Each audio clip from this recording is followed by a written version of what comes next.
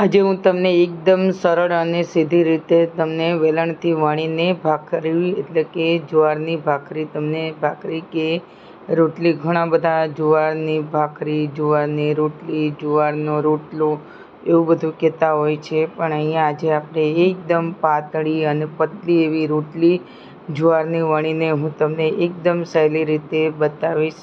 તો ચાલો એના માટે ગીતાની રસોઈને લાઈક અને શેર કરતા રહેજો. તો ચાલો સૌ પ્રથમ તો પહેલાં આપણે પાણી ગરમ મૂકીશું. પાણી ગરમ થઈ જાય એટલે આપણે નીચે ઉતારી લઈશું. પાણી ગરમ કરીને ઘણા લોકો તમે એને બાફીને પણ બનાવી શકો છો, પણ આજે હું તમને એકદમ સીધી રીતે સરળ રીતે બતાવીશ. તો આપણે અંદર મીઠું ઉમેરી દઈશું. ત્યારબાદ આપણે જે લોટ લીધો છે જુવારનો, એ જુવારના લોટને મેં ડબ્બામાં ભરીને મૂકી દીધો છે. તમે જુવાર દરાવતા હોય તો આ રીતે ડબ્બામાં તમે મૂકી શકો છો, અથવા તો તમે ઘંટીએથી લઈ શકો છો, અથવા તમે ઘરે લાવીને દરી શકો છો. પણ અહીંયા હું ઘંટીએ મેં 1 કિલો જેટલી દળાવી હતી, તો આ રીતે ડબ્બામાં મેં મૂકી દીધી છે. તો હું ઘણી વખત રોટલા બનાવતી હોય છે, પણ આજે રોટલી પણ બનાવતી હોઉં છું. તો આ રોટલી હું તમને આજે એકદમ ઇઝી રીતે બનાવીને બતાવું છું. ત્યારબાદ આપણે લોટને ચાળી લીધો છે. લોટમાં ઘણા બધા કચરો હોતું હોય છે, એટલે કે આપણે જ્યારે રોટલી વણવાની છે તો એ રોટલી એકદમ સ્મૂથ બને અને સારી રીતે આપણે ચાળી લીધો છે લોટને. તો અહીંયા મેં મિનિમમ 7 રોટલી બનાવીશ એટલો લોટ લીધો છે.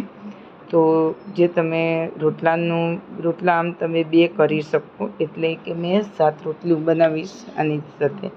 તો આ લોટ ચાળી લીધો છે. અહીંયા ગરમ પાણી ફૂલ લઈ લીધું છે. તો હવે ગરમ પાણી થોડું થોડું આપણે ઉમેરતા જવાનું છે. અને તમારી જુવાર કેવી છે એના પર તમારું ડિપેન્ડ કરે છે કે તમારી જુવાર જો જૂની હશે તો રોટલો એકદમ તમારો એની અંદર બાઇન્ડિંગ નહીં હોય, અને રોટલો એકદમ તમારો ભભરો બનશે અને એકદમ રોટલી તમારી વણાશે પણ નહીં અને એકદમ ફાટી જશે. તો અહીંયા મેં નવી જુવાર લીધી છે, એટલે કે જુવાર પર પણ એ રાખતું હોય છે કે જુવાર તમારી કેવી છે, કે તમારો જૂની છે કે નવી છે. કે જુવાર ઘણા વખત પાણી વધારે પીતી હોય છે, તો જુવારમાં વધારે પાણી જોઈએ છે. તો અત્યારે મેં એટલું પાણી નાખ્યું, તો આ રીતે જોઈ શકો છો. તો અત્યારે મેં આટલું લેતા 2 ગ્લાસ જેટલું પાણી લીધું છે. તો હવે આ રીતે મેં થોડું પાણી લીધું છે. ફરી પાછું આપણે બીજું પાણી અંદર ઉમેરતા જઈશું, જે ગરમ પાણી કરેલું છે. તો આ રીતે ગરમ પાણીમાં થોડું થોડું આપણે નાખતા રહીશું. અને મને હજુ પણ આટલું પાણી ઉમેરીને અડધો ગ્લાસ પાણી હું લેવાની છું. તો અત્યારે બહુ જ ગરમ છે, એટલે મેં ચમચીની મદદથી આ રીતે લીધું છે. પણ આને તમારે ગરમા ગરમ હોય ત્યારે જ તમારે એનો લોટ એકદમ મસળી લેવાનો છે.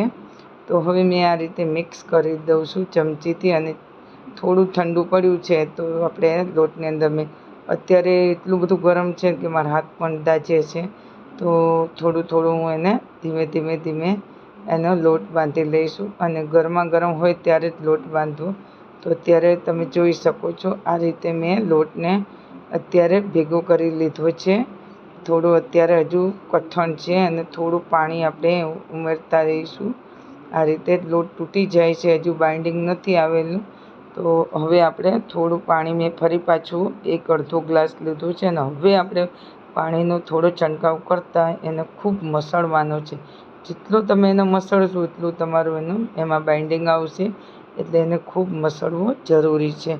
ત્યારે જ એકદમ ચીકાશ આવશે અને તમારો લોટ એકદમ, જ્યારે તમે મસળો ને જેટલો મસળશો એટલું ચીકાશ આવશે.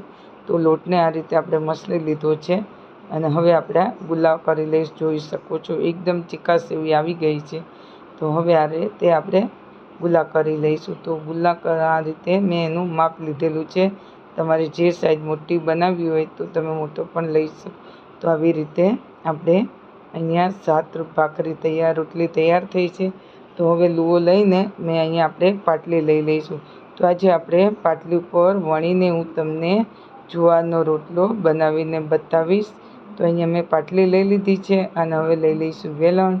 તો આજે હું તમને વેલણથી વણીને એટલે કે જુવારની ભાખરી બનાવી, ઘણા બધા જુવારની ભાખરી, જુવારની રોટલી, જુવારનો રોટલો એવું કહેતા હોય છે, જુવારી ચીભાખ, ભાખરી, ઘણા બધાની અલગ અલગ રીત હોય છે અને અલગ. અને આપણે તો જુવારનો અમારે હવે આપણે જુવારની રોટલી વણી લીધી છે અને હવે તવો પણ આપણો ગરમ થઈ ગયો છે. તો આ રીતે હવે રોટલી તવા પર ઉમેરી દઈશું અને આવી રીતે આપણે એને બંને સાઈડ ઉલટ પુલટ કરતાં શેકાઈને એટલે એને શેકી લેવાની છે. તો એક સાઈડ આપણી શેકાઈ ગઈ છે અને બીજી સાઈડ આપણે એને પલટી દેવાની છે. આ રીતે એક સાઈડ સરખી એવી આપણે શેકી લઈશું અને બીજી સાઈડ આપણે એને પલટી દઈશું પછી.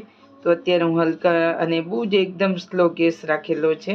તો એક સાઈડ શેકાઈ ગઈ છે, બીજી સાઈડ આપણે એને પલટી દીધી છે. બીજી સાઈડ પલટતા જ એકદમ કેટલી સરસ ફૂલીને તૈયાર થઈ ગઈ છે. તો આવી રીતે બધી જ રોટલી એક સાથે સરસ એવી ફૂલી જશે અને આ રીતે આપણે જુવારની રોટલી તૈયાર કરીશું.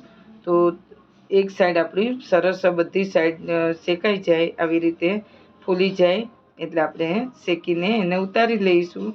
અને આ રોટલી તમે ચટણી છે, દહીં છે, અથાણું છે એની સાથે ખાઓ એટલે ખૂબ મજા આવે છે. આવી રીતે આપણે બધી રોટલી તૈયાર કરી લઈશું.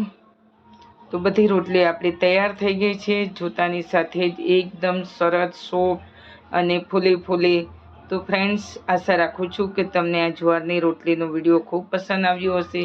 પસંદ આવ્યો હોય તો એક લાઈક કરી દેજો. ચેનલ પર નવા હોય તો સબસ્ક્રાઈબ કરી લેજો પહેલી વાર હોવ તો તમને મારો વિડીયો પસંદ આવ્યો હોય તો ક્યાંથી જુઓ છો તો મને કોમેન્ટ કરીને જણાવજો.